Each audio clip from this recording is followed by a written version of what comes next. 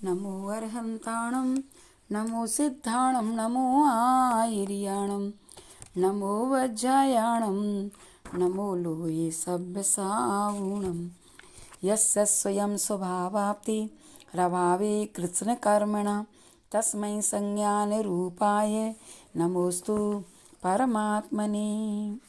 आचार्य गुरुवर्ष विद्यासागर जी महामुनि महाराज की जय।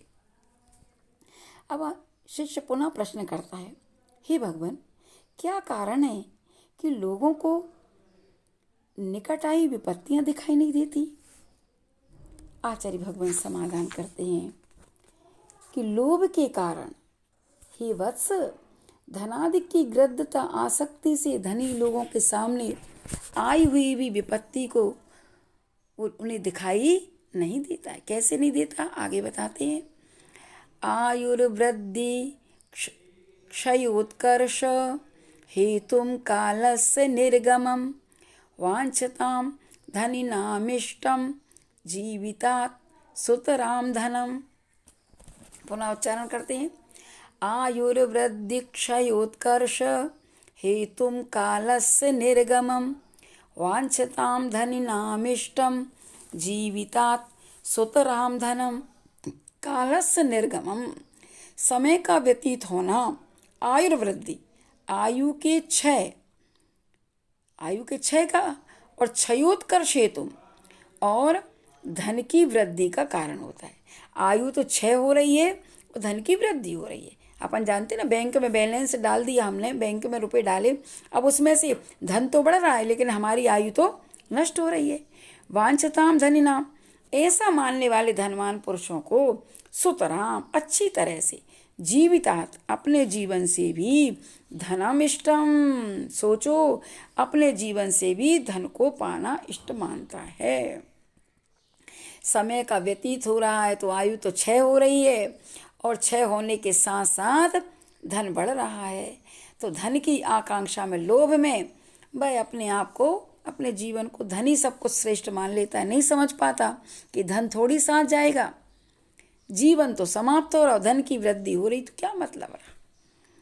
काल बीतता ज्यों ज्यों त्यों त्यों, आयु कर्म वह घटे बड़े, धन का वर्धन धनी चाहते, प्रतिदिन हम तो बने बड़े।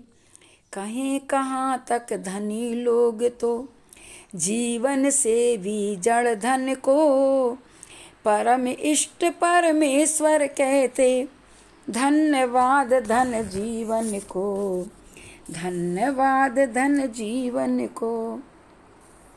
कितनी अच्छी बात आचार्य भगवान ने कही है कि देखो, अनादिकाल से इस आत्मा पर लोभ कषाय का तीव्र संस्कार जमा हुआ है, और उसी कारण से आत्मा धन को अपने जीवन से भी अधिक प्रिय समझता है। यद्यपि काल का व्यतीत होना और आयु का क्षय होना, ये दोनों ही धन वृद्धि में कारण है।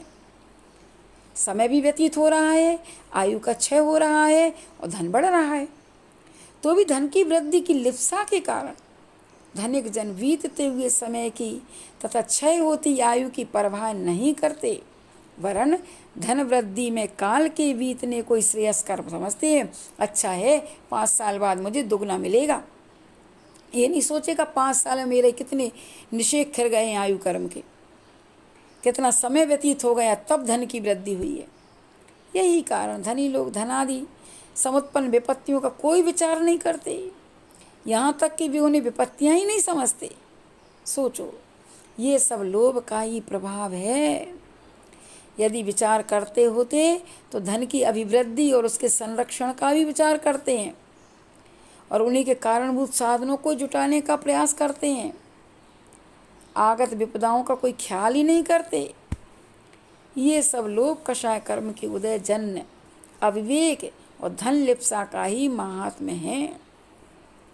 इसलिए आचार्य भगवान बार बार संबोधन करते हैं कि एकमात्र धन प्राप्ति ही जीवन का लक्ष्य नहीं, जीवन जीने की सुविधाएं जिससे प्राप्त होती हैं, उस पुण्य और पवित्र विचारों को बनाए रखने हेतु उस धर्म को भी अपनाने का पुरुषार्थ करना चाहिए। सोचो, अभी देखो जो दीक्षाएं हुई, 28 दीक्षा हुई, कैसे कैसे लोगों ने दीक्षा ले ली, समझ में आ गया, वस्तु तत्व तो जान लिया उन्होंने कि जो कुछ जोड़ा है वो तो छोड़ के जाना ही है। जब मेरा तन साथ नहीं जाएगा तो ये सारी चीज़ें कैसे साथ जाएंगी। इसलिए मुझे अब जो मेरे साथ जाने वाला है मैं तो अब उसकी कमाई करूँगा, उस धन को कमाऊँगा, ऐसे कर्मों को कमाऊँगा, ऐसे पुण्य कर्म कमाऊँगा जिससे कि वो मेरे साथ जाएंगे और उस कर्म मेरे साथ में रहेगा।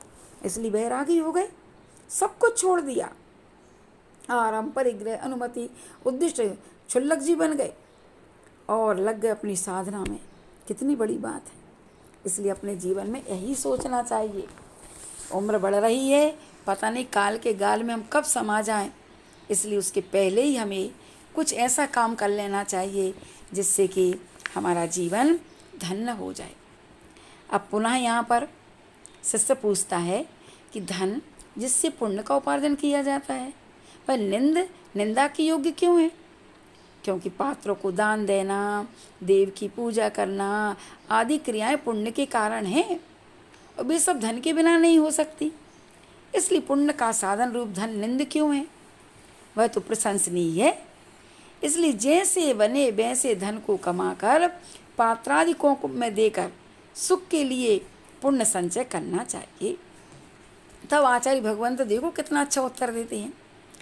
त्यागाय श्रेयसे वित्त मवित्तः संचिनोति यः स्वशरीरं सपंकेन स्नस्यामिति विलंपति। पुनः उच्चारण करते हैं। त्यागाय श्रेयसे वित्त मवित्तः संचिनोति यः स्वशरीरं सपंकेन स्नस्यामिति विलंपति। अब यहाँ कहते हैं, यहाँ माना जो अवित्तम निर्धन मनुष्य त्याग आए दान करने के लिए तथा श्रेय से अपने सुख हित के लिए वित्तम धनम को संचिनोति एकत्रित करता है, दान के लिए और अपने सुख के लिए धन को एकत्रित करता है। स वह मनुष्य कैसा है? देखो कितना अच्छा उदाहरण दिया। स्नस्यामि मैं स्नान करूँगा इति इस विचार करके स्वशरीरम पंकेन विलंपति अपने शरीर को कीचड़ से लीपता है, क्योंकि मुझे नहाना तो है, स्नान तो करना है। ऐसा ही हुआ कि मुझे दान देना है इसलिए मैं कमा रहा हूँ। अरे क्या दान देने के लिए क्या कमाना? तुम अपने लिए कमा रहे हो तो दान दो। मुनि श्री सुधा सागर जी ने कितनी अच्छी बात कही थी। दान के लिए नहीं, तुम अपने सुख के लिए कमाते हो इसलिए दान दो। मैं ना भी यदि नहीं कमाना है बढ़िया, सब कुछ त्याग करके आगे बढ़ो ना। तो इसलिए मैं स्नान करूँगा इस विचार से अपने शरीर को क्या है कीचड़ से लीप रहा है। कितनी अज्ञानता है। निर्धन धन अर्जित करता है दान हेतु यदि वह नाना, दान कर्म का ध्येय बनाया कर्म खपाना सेव पाना, कार्य रहा यह ऐसा जैसा अपने तन पर करता है, लेप पंख का कोई मानव स्नान करूँगा कहता है, स्नान करूँगा कहता है। सोचो, समझ में आ रहा है कितनी अच्छी बात कही है। संसार में प्रायः भोले प्राणियों की धारणा होती है कि धन प्राप्ति के लिए नीच से नीच कार्य भी करना पड़े तो भी उसे करके धन संचय तो कर ही लेना चाहिए, क्योंकि पैसा का लोभ व्यक्ति को पता नहीं कितने नीचे स्तर पर गिरा दिया करता है। और जो व्यक्ति यह सोचकर कि धन प्राप्ति उसे तो पाप आश्रय होगा, उसे पात्रदान, देव पूजा, गुरु भक्ति, सेवा, परोपकार आदि सत्कार्यों में लगाकर पुण्य प्राप्त कर लेंगे तो पाप धुल जाएगा।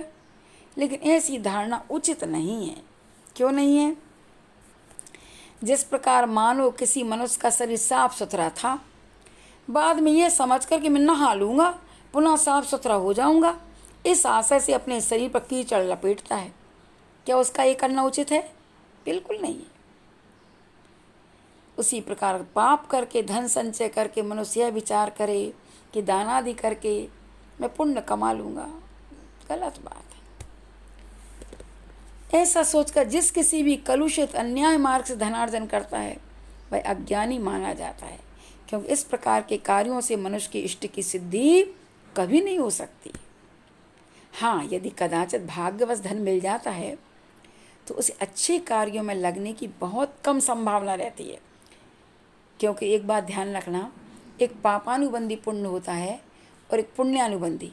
पापानुबंधी पुण्य से अर्जित यदि कोई धन है वो विषयों में ही लगेगा, अच्छे काम में नहीं लग सकता।